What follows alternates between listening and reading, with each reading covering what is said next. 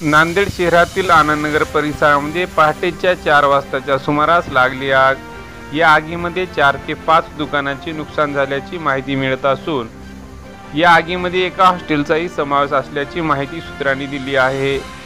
हे हॉस्टेल मुलींचे असून मुलींना सुखरूप बाहेर काढण्यात आल्याची माहिती यावेळी देण्यात आली। Nandigram express news Nanded.